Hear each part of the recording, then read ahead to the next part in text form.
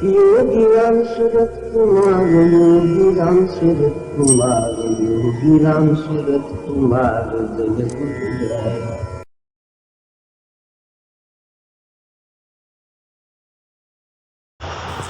இன்றைய நாம தாமரைகளை பகவானுடைய திருவடி தாமரைகளில் சமர்ப்பித்து விட்டோம்.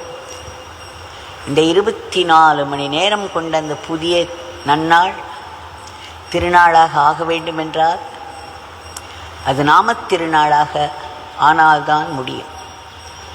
ஆக பகவானுடைய திருவாயிலிருந்து வந்த உச்சிஷ்ட உபதேச பிரசாதத்தை இன்று மேலும் பார்ப்போம்.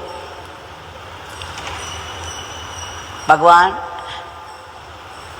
1976 என்று நினைக்கிறேன் அவர்கள் பகவானுடைய ஜெயந்தி தின விழாவை கொண்டாடும் பொழுது ஒரே ஒரு முறை சற்று அதிகமாக பேசியுள்ளார்.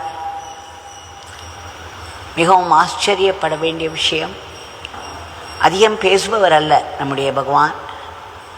அவர் அதில் சொல்கிறார், இந்த பிச்சைக்காரன் எப்பொழுதும் உங்களிடம் பிச்சை கேட்டுக்கொண்டே இருக்கிறேன், எல்லாவற்றிற்கும் பிச்சை கேட்டுக்கொண்டிருக்கிறேன், நீங்கள் கொடுத்து கொண்டிருக்கிறீர்கள். இப்பொழுது இந்த பிச்சைக்காரன் உங்களிடம் நாம பிச்சை கேட்கிறான். நமக்கு இன்றைக்கு ஒரு பிரச்சனை, நாளைக்கு ஒரு பிரச்சனை, நாளை மறுநாள் ஒரு பிரச்சனை என்று பிரச்சனைகள் கடல் அலைகள் போல சதா கிளம்பிக்கொண்டேதான் இருக்கும்.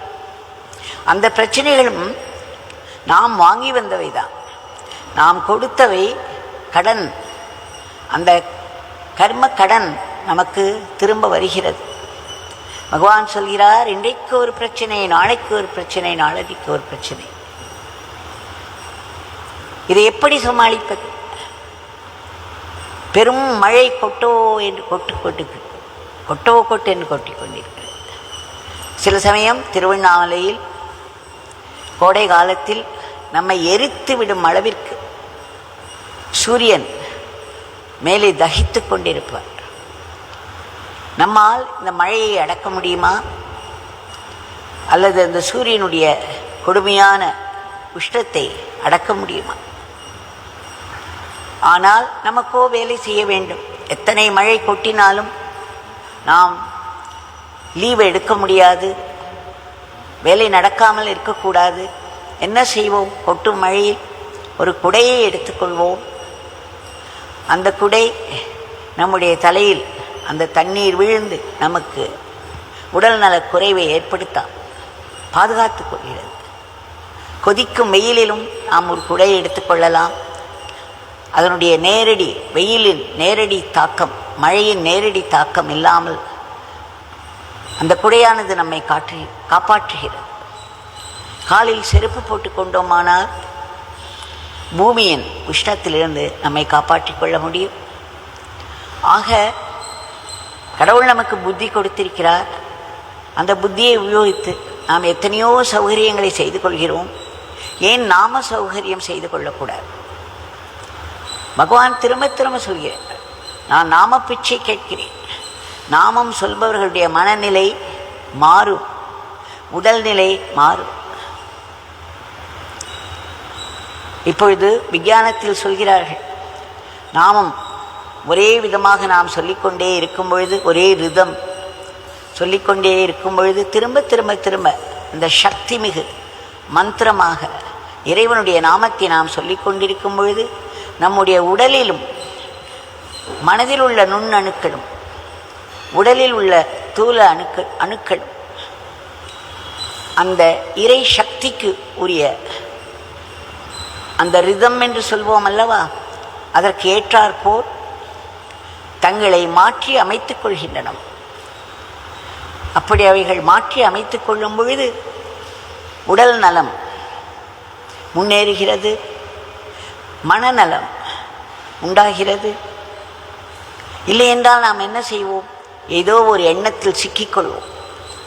அந்த எண்ணத்தில் மாட்டிக்கொண்டது திரும்ப திரும்ப ஒரு சுழற்சி போல் வந்து நம்மை வீழ்த்திவிடும் அளவிற்கு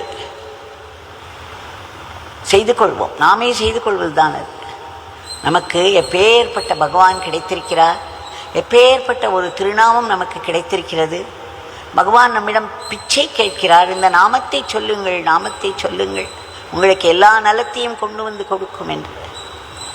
ஆயினும் அந்த நாமத்தை விட்டு நாமத்திற்கு வந்து உட்கார்பவர்களுடைய முகத்தை பார்த்தால் தெரியும் அவர்கள் எவ்வளவு கவலைகளில் சிக்கிக் கொண்டிருக்கிறார்கள். கவலைகள் இருக்கும், ஆனால் இதில் சிக்கிக்கொள்வது என்பது வேறு. அந்த எண்ணத்தையே திரும்ப திரும்ப திரும்ப வரவழைத்ததில் மாட்டிக்கொள்வது வேறு.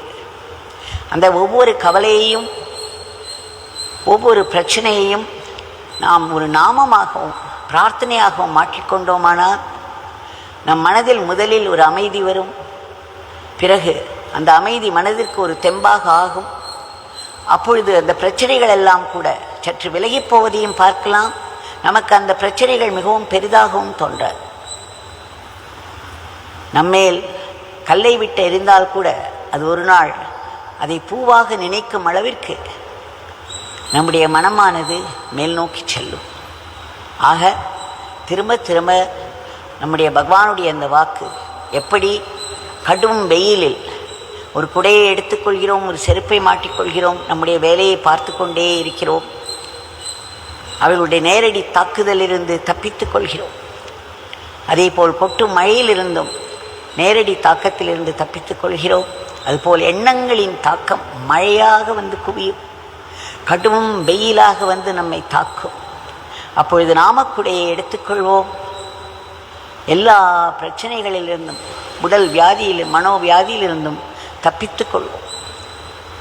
பகவான் நம்மை கெஞ்சி கெஞ்சி கேட்கிறார். ஆக நாம் அவருக்கு நாம பிக்ஷை இட வேண்டியது நம்முடைய கடமை அல்லவா? ஆக நாமத்தை சொல்லிக்கொண்டே இருப்போம். மனதில் உறுதி பிறக்கும், அமைதி பிறக்கும், பிரச்சனைகள் எல்லாம் மிகவும் சிறியதாக ஆகிவிடும்.